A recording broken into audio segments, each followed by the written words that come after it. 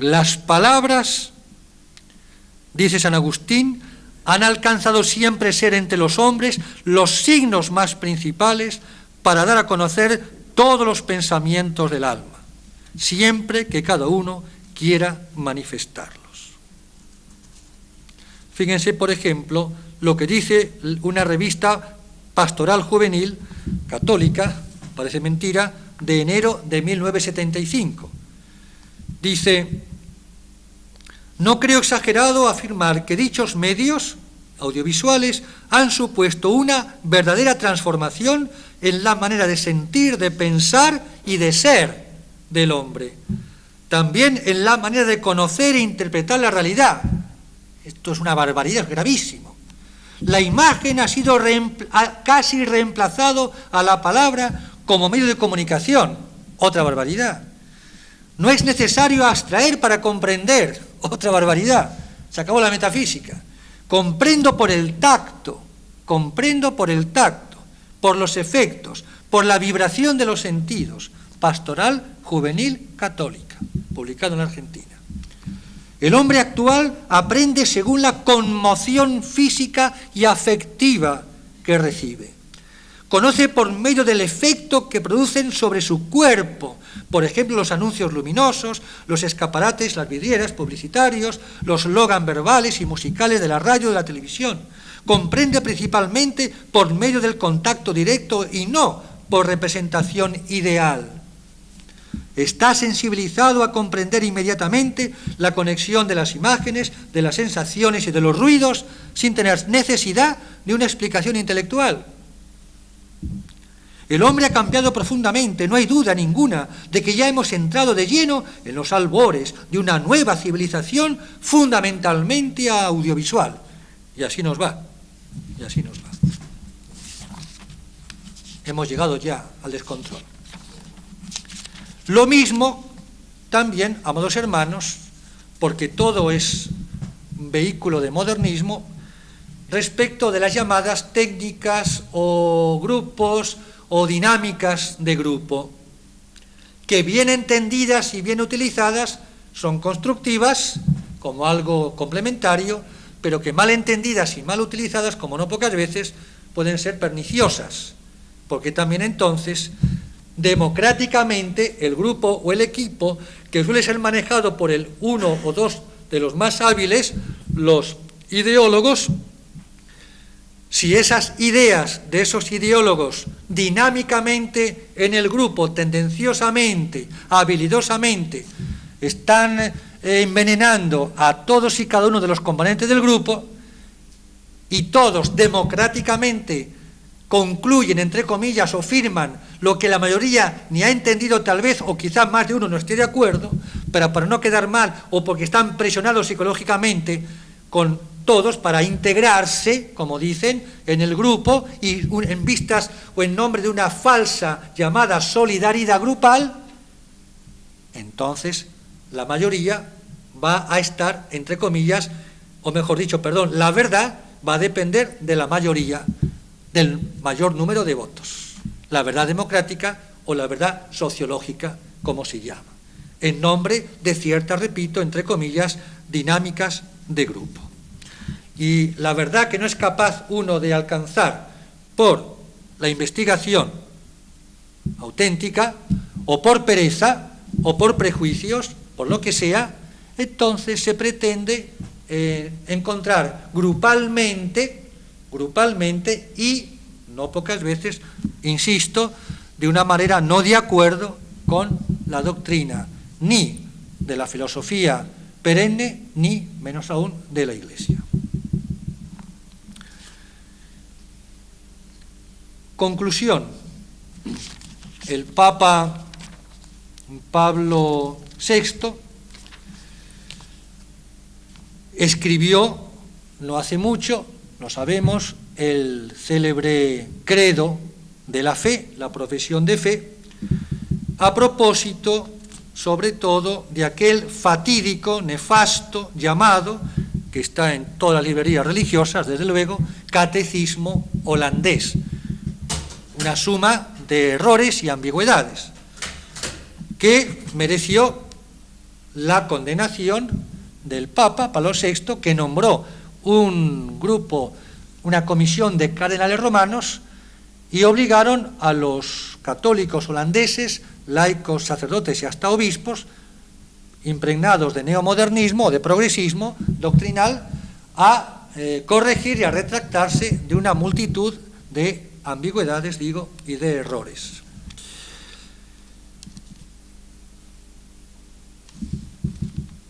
Pablo VI, les decía, escribió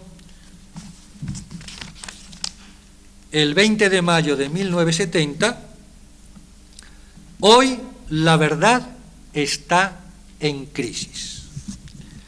A la verdad objetiva, que nos da la posesión cognoscitiva de la realidad, se sustituye la subjetiva, la experiencia, la conciencia, la libre opinión personal, cuando no, la crítica de nuestra capacidad de conocer y de pensar válidamente, la auténtica epistemología tomista.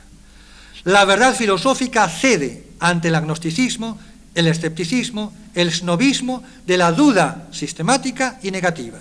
Se estudia, se busca para destruir, para no encontrar, siempre en perpetua búsqueda. Se prefiere el vacío. El Evangelio nos lo advierte. Los hombres amaron más las tinieblas que la luz. Y con la crisis de la verdad filosófica, ¿dónde ha ido a desvanecerse nuestra sana racionalidad, nuestra filosofía perenne? La verdad religiosa se ha derrumbado sobre sí misma. No ha sabido ya sostener los grandes y esplendorosas afirmaciones de la ciencia de Dios, de la teología natural y mucho menos las de la teología y de la revelación.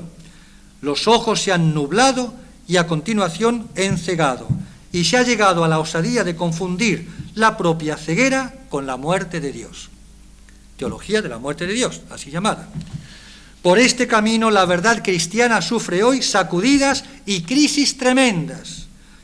Incapaces de soportar la enseñanza del magisterio, puesto por Cristo para tutelar y desplegar lógicamente su doctrina, que es la de Dios, unos buscan una fe fácil, a la que vacían, no obstante ser ella la fe íntegra y verdadera, de aquellas verdades que no parecen aceptables por la mentalidad moderna, y eligen, según su propio talento, una verdad cualquiera considerada admisible. Otros buscan una nueva fe, especialmente en lo tocante a la Iglesia, tratando de adaptarla a las ideas de la sociología moderna y de la historia profana. Otros querrían entregarse a una fe puramente naturalista y filantrópica, a una fe utilitaria, aunque quizá basada en valores reales de la fe auténtica, los de la caridad, erigiéndola en culto del hombre y descuidando su valor primero, el del amor y el culto de Dios. Otros, finalmente, llevados por una cierta desconfianza frente a las exigencias dogmáticas de la fe, con el pretexto del pluralismo, que permite estudiar las inagotables riquezas de las verdades divinas y expresarlas con lenguajes y mentalidades diversas, querrían legitimar expresiones ambiguas e inciertas de la fe, contentarse con su búsqueda para evitar su afirmación. No se define nada, se opina, se insinúa. Preguntar a la opinión de los fieles qué es lo que quieren creer, atribuyéndoles un discutible carisma de competencia y de experiencia que pone la verdad de la fe en peligro de ser víctima de los antojos más volubles. Pero a nosotros, que por la divina misericordia poseemos este escudo de la fe, es decir, una verdad defendida, segura y capaz de sostener la acometida de las opiniones impetuosas del mundo moderno, se nos plantea un segundo problema, el del valor. Debemos tener, decíamos, el valor de decir la verdad, el coraje de decir la verdad, al ejemplo de San Pío X. Y al Congreso Latinoamericano, celebrado en Bogotá,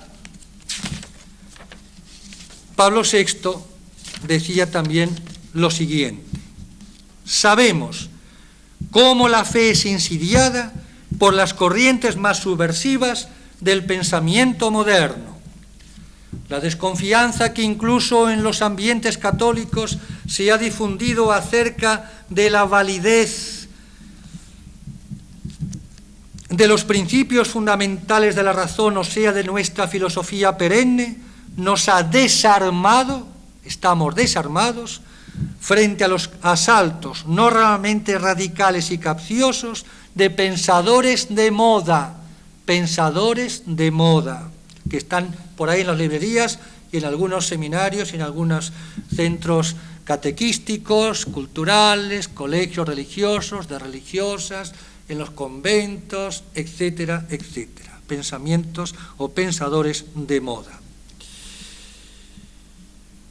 El vacío producido en nuestras escuelas filosóficas por el abandono de la confianza en los grandes maestros del pensamiento cristiano es invadido frecuentemente por una superficial y casi servil aceptación de filosofías de moda, muchas veces tan simplistas como confusas, y éstas han sacudido nuestro arte normal, humano y sabio de pensar la verdad.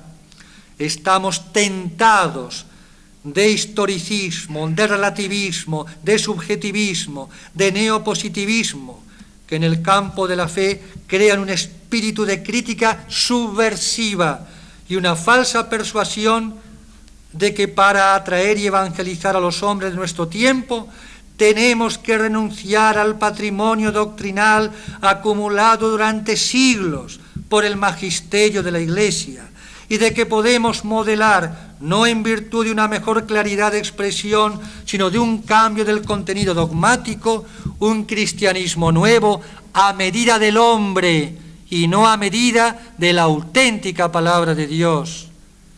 Desafortunadamente, también entre nosotros, algunos teólogos no siempre van por el recto camino. Piénsense en los teólogos de la liberación. Tenemos gran estima y gran necesidad de la función de teólogos buenos y animosos. Ellos pueden ser providenciales estudiosos y valientes expositores de la fe si se conservan discípulos inteligentes del magisterio eclesiástico, constituido por Cristo en custodio e intérprete por obra del Espíritu Santo de su mensaje de verdad eterna. Pero hoy algunos recurren a expresiones doctrinales ambiguas, se arrogan la libertad de enunciar opiniones propias, atribuyéndoles aquella autoridad que ellos mismos más o menos abiertamente discuten, a quien por derecho divino posee carisma tan formidable y tan vigilantemente custodiado. Incluso consienten que cada uno en la Iglesia piense y crea lo que quiere, recayendo de este modo en el libre examen que ha roto la unidad de la Iglesia misma y confundiendo la legítima libertad de conciencia moral con una mal entendida libertad de pensamiento que frecuentemente se equivoca por insuficiente conocimiento de las genuinas verdades religiosas. Hay dos documentos, solamente los enuncio. El uno dimanado de la Conferencia Episcopal Argentina, titulado Normas para la formación sacerdotal en los seminarios de la República Argentina, que es realmente muy bueno, y en donde insisten nuestros obispos precisamente en la formación doctrinal, de un modo especial la filosófica, fundada en la metafísica tomista, en la metafísica o en la filosofía del ser, como sustrato, diríamos, de la teología, y también otro documento de la Sagrada Congregación para la Educación Católica, Roma, titulado La formación teológica de los futuros sacerdotes, abundando en la misma idea, o diríamos más bien al revés, los obispos, claro está, abundando en la misma idea de la doctrina que dimana de Roma.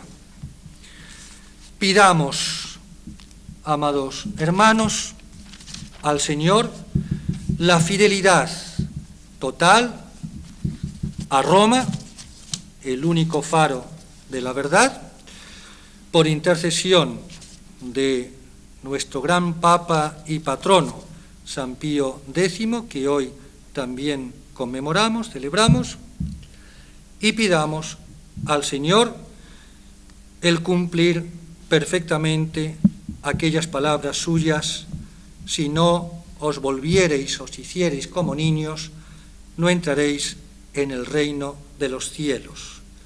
Si no nos hacemos como niños por la humildad, fieles a la verdad, fieles a la Iglesia, con esa mirada simple, yo diría infantil, doctrinalmente hablando, hacia el ser con mayúscula, que es Dios, del cual dimana todo ser, mediante una ascesis fuerte, tanto intelectual como espiritual, para que de esa manera nuestros ojos no se cierren a la luz, sino que al contrario seamos deslumbrados por esa misma luz. El secreto, en definitiva, para encontrar la verdad es la humildad. El mundo moderno exclama y pregunta escéptica, burlona, irónicamente, como Pilatos en aquel Viernes Santo: ¿y qué es la verdad? Nosotros sabemos que Cristo es la verdad, nosotros sabemos que la Iglesia es la verdad, sabemos que el Evangelio es la verdad. Por eso nosotros, todos, como católicos, como Instituto Cristo Rey, como legionarias y legionarios de Cristo Rey, como Grupo San Pío X, tenemos que hacer el apostolado de la verdad. El directorio catequético dice textualmente en el número 97: se debe promover una pastoral de la doctrina y de la cultura cristiana. Esta es también nuestra vocación. En una palabra, poner la inteligencia, por la inteligencia la voluntad y el corazón, toda nuestra vida al servicio de la verdad, es decir, al servicio de Cristo Rey. Y que así sea.